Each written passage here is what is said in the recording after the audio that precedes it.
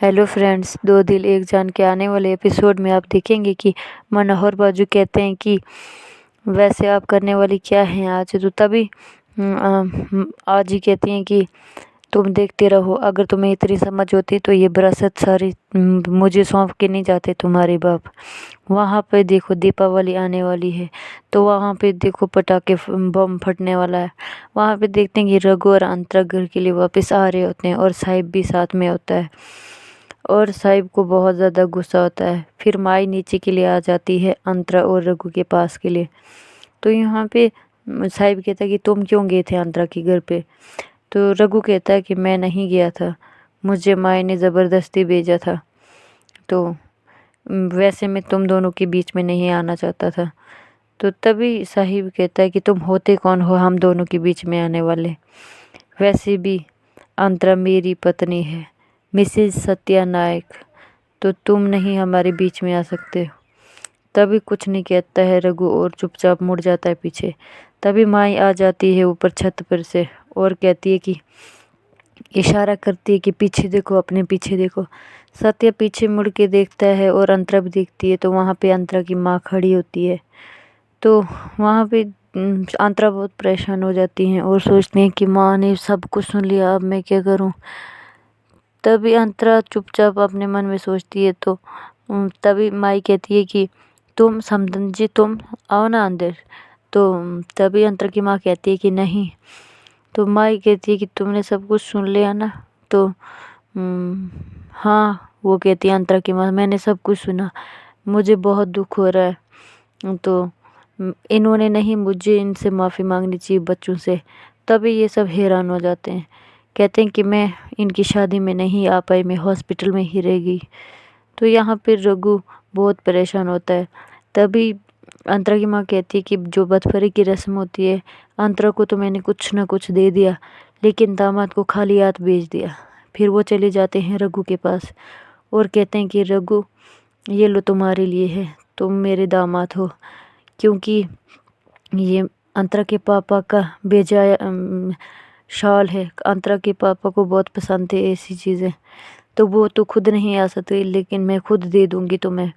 तो अंतरा बहुत रोती है, तभी चली जाती है। वो कहती है कि माँ आप मेरे पास दे दो।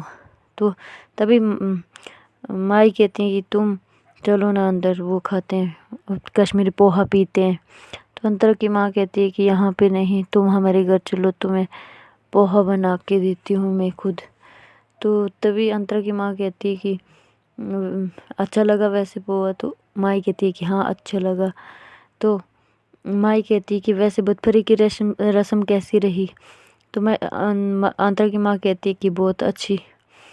तो रघु ने अंगूठी ढूंढी और रघु जीत गया। अब सारी उम्र अंतरा के दिल पे रघु राज करेगा।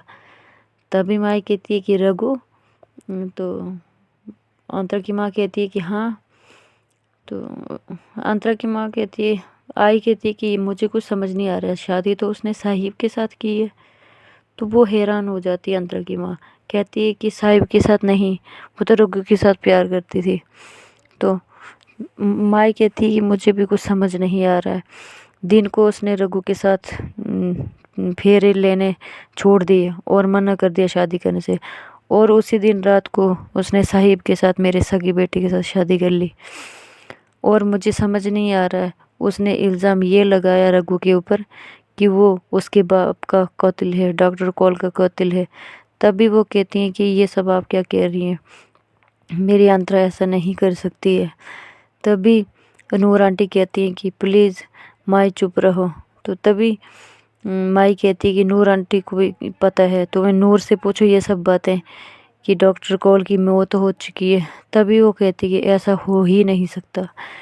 तभी अंतरा के लिए माई कहती है कि वो एक बदचलन लड़की है, पहले रघु को फंसाया, फिर उसके बाद उसके ऊपर गलत इल्ज़ाम लगाए, और अब मेरी साहिब के साथ शादी करके हमारे घर में आ गई, मुझे उसका कोई पता नहीं चल रहा है। तभी अंतरा की माँ कहती है कि वो तो डॉक्टर साहब तो ज़िंदा है, मुझे पता है ज़िंदा है वो तो कश्मीर में डाकखाने में, वो नहीं, वो कभी भी नहीं, ऐसा कभी नहीं हो सकता है। फिर वो बहुत ज़ोर ज़ोर से रोती हैं और कहती हैं कि ये सब नूर से पूछो, नूर को भी पता है इस बात। के बारे में। तो वहाँ पे देखते हैं कि अंतरा की माँ बेहोश हो जाती है और नीचे बैठ जाती है। यहाँ पे बाहर गांव में पटाखे फट रहे होते हैं, तभी अंतरा अपने कान बंद कर लेती है। फिर उसको याद आता है कि मामा मामा तो डरती है पटाखों से, उसको बम याद आ जाता है। जैसे ही वो अपने घर के लिए जाने लगती है, सत्या कहता है कहाँ जा रही हो जान।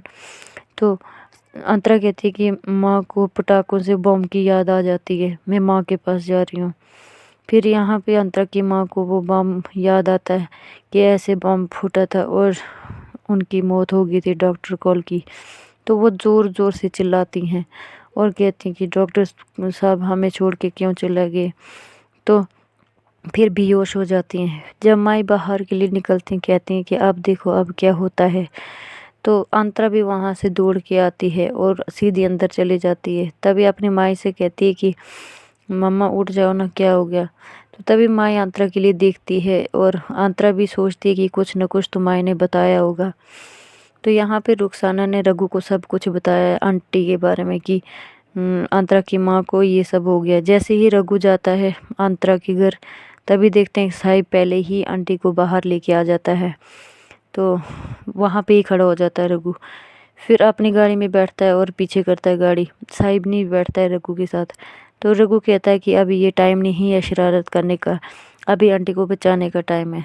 तो फिर अंतरा कहती है कि प्लीज़ साहिब बैठ जाओ अभी, क्योंकि माँ की ज़िंदगी के बारे में है ये सब। तो यहाँ पे हॉस्पिटल में पहुँच जाते हैं और अंतरा बहुत दुखी होती है, उसको अपने पापा की याद आती है। फिर वो वहाँ से बाहर निकल जाती है और बहुत रोती है। फिर वो एक मंदिर में चली जाती है और कहती है कि भगवान जी, आपने तो मेरे से मेरे पापा छीन लिए और मेरा प्यार भी छीन लिया।